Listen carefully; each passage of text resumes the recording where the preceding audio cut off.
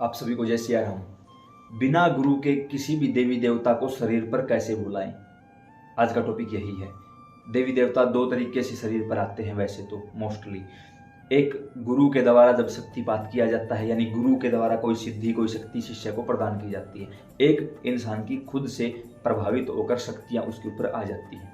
अब हमारा टॉपिक है कि बगैर गुरु के, क्योंकि गुरु की शरण में जाएंगे वो अपने आप करवा देगा, फिर तो कुछ पूछने की जरूरत है ही नहीं। बगैर गुरु के, यानी अभी तक हमें कोई योग्य गुरु की प्राप्ति नहीं हुई है लेकिन हम सिद्धि साधना करना चाहते हैं, तो क्या करें? अब यहाँ पर मैं किसी और की बात नहीं, खुद अपनी बात आप लोगों को बताऊंगा, क्योंकि जब 2020 में इस फील्ड में हम उतरे और आगे चले, हमें कोई बताने वाला नहीं था, कोई समझाने वाला नहीं था, कोई रास्ता दिखाई नहीं दे रहा था।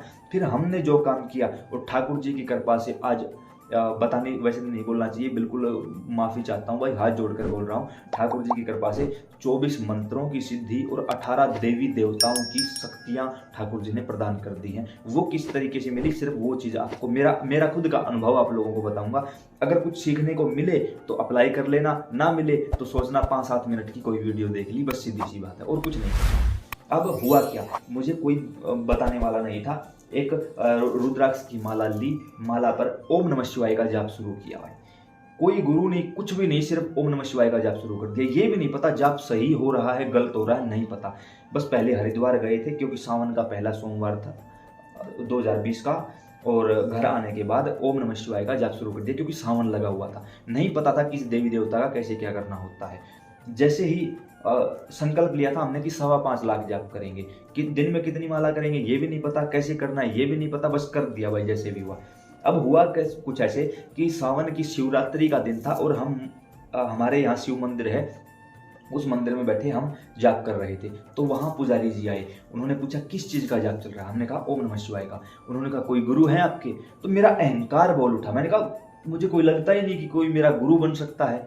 ब्राह्मण देवता समझ गए कि बच्चे को अहंकार है। अहंकार किस वजह से है? अज्ञानता है।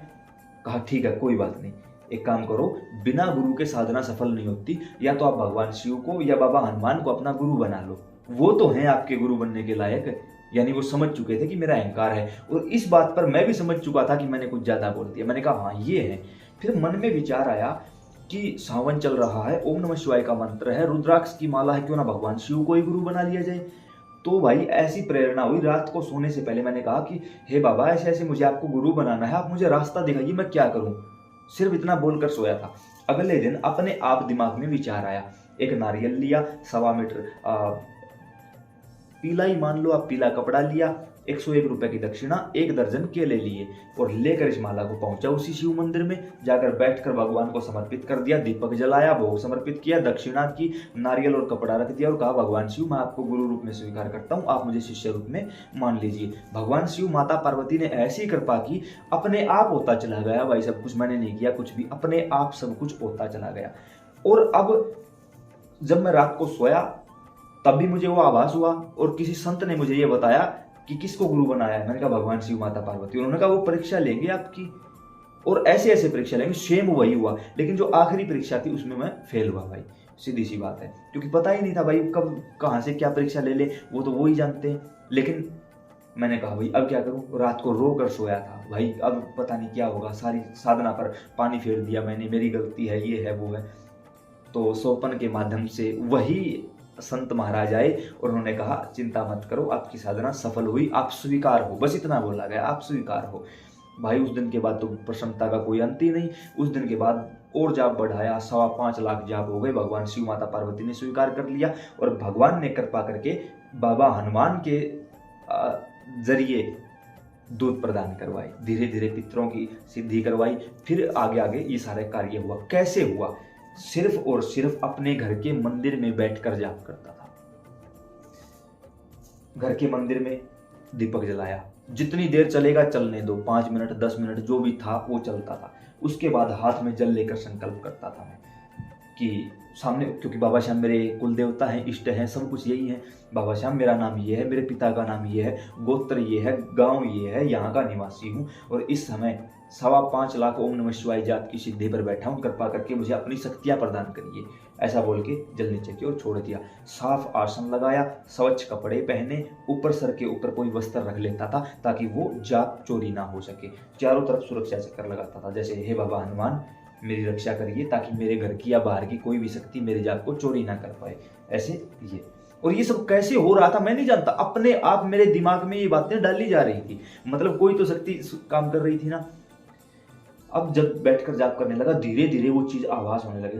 5.25 लाख जाप पूरा होने से पहले ही ठाकुर जी ने कृपा कर दी थी, और वो सारी चीजें, ये तो नहीं कहूंगा पूर्ण रूप से, लेकिन अधूरी आधी अधूरी वो चीज मुझे मिल चुकी थी, और वो मेरा मार्गदर्शन करने लगी थी। 5.25 लाख जाप पूरा करने के बाद ब्राह्मण देवता को बुलाकर हवन करवाया गया, आहुति डलवाई गई, 108 आहुति। इसलिए बार बार बोलता हूँ आपको, हवन कंपलसरी है। पितरों के बारे में पता चला, पितरों की साधना हुई, पितरों का स्नान करवाया, घर का शुद्धिकरण किया, पितरों का गृह प्रवेश करवाया। धीरे धीरे पितरों की तरफ से संकेत आने लगे। जब पितरों ने कहा हाँ हम खुश हैं, उसके बाद बाबा हनुमान ने कृपा कर दी भाई। उसके बाद क्यों, मैं बार बार बोलता हूँ, जिस घर में पितर नहीं होते उस घर में कोई देवी देवता कभी आता नहीं, आ नहीं सकता। ये बात मुझे किसी और ने नहीं, मेरे पितरों ने बताई और बाबा हनुमान ने बताई भाई। फिर कुछ ऐसा हुआ, एक गुड़िया थी, उसके मतलब यही हाल था, उसका भी सवारी खुल नहीं रही थी। तो जब बाबा के दरबार में उस गुड़िया को बुलाया गया तो पितरों ने सवारी ली और बाबा की तरफ हाथ करके कहा कि जब तक मैं खुश नहीं हूँ, जब तक मैं इजाज़त नहीं दूंगा ये अंदर नहीं आ सकते। तो उस समय मेरी बात कंप्लीट हो चुकी थी कि भाई जब तक घर में पितरों का वास नहीं होगा तब तक कोई देव देवता नहीं आएगा। और उसी प्रण पर आज तक हूँ भाई। सबसे पहले पितरों की शुद्धि एवं सिद्धि करवाई और उसके बाद अन्य देवी देवताओं की ठाकुर जी ने कृपा प्रदान कर दी भाई इस दास को, क्योंकि भगवान कृपा साध्य है, साधन साध्य नहीं, कृपा साध्य। वो कब रीत जाए, किस पर रीत जाए वो उनको भी नहीं पता होता। हाँ, जैसे भी टूटी फूटी सेवा थी चली और सब कुछ भगवान शिव के चरणों में अर्पण कर दिया। एक दिन वो दिन आया जब साक्षात भगवान शिव और माता पार्वती ने स्वयं दर्शन दिए। माता पार्वती मुझे अपनी गोद में उठाए हुए हैं, भगवान शिव का लेफ्ट हैंड मेरे मस्तिष्क पर रखा हुआ है। दोनों मुझे देखकर मुस्कुरा कर कह रहे हैं अब चिंता मत करना बस। उसके बाद सारे सवालों ने विश्राम ले लिया, दिल दिमाग शरीर का भटकाव बंद हो गया। उसके बाद कुछ भी नहीं, ना आओ देखा, ना ताओ, ना कभी पीछे देखा, ना कुछ और किया बस।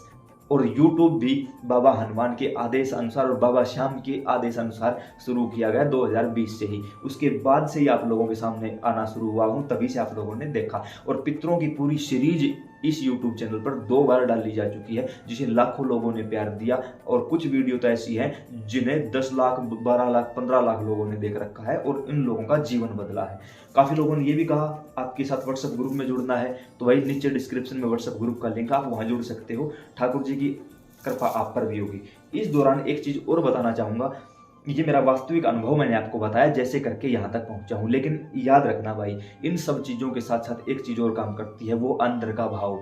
भगवान भाव के भूखे हैं। कोई भी सिद्धि साधना भगवान के लायक नहीं है, भगवान के लायक है तो अंदर का भाव। जब आपका भाव मजबूत हो जाएगा तब भगवान कृपा करके आपको वो शक्तियाँ स्वतः ही प्रदान कर देंगे, आपको मांगना नहीं पड़ेगा। रही बात अनेकों मंत्रों को सिद्ध करने की, तो भाई आप किसी एक मंत्र के पीछे पड़े रहो, वो सारे काम कर देगा। गुरु है तो गुरु के मार्ग में चलो, गुरु नहीं है तो भगवान शिव माता पार्वती को गुरु पिता गुरु माता मानकर और सेवा शुरू कर दो ओम नमः शिवाय की। अब काफ़ी लोगों ने हमसे ये भी कहा कि संत श्री प्रेमानंद जी महाराज कहते हैं कि बगैर गुरु के ओम नमः शिवाय नहीं करना चाहिए। तो भाई मेरे शब्दों पर ध्यान दो, पहले भगवान शिव माता पार्वती को गुरु पिता गुरु माता मान लो।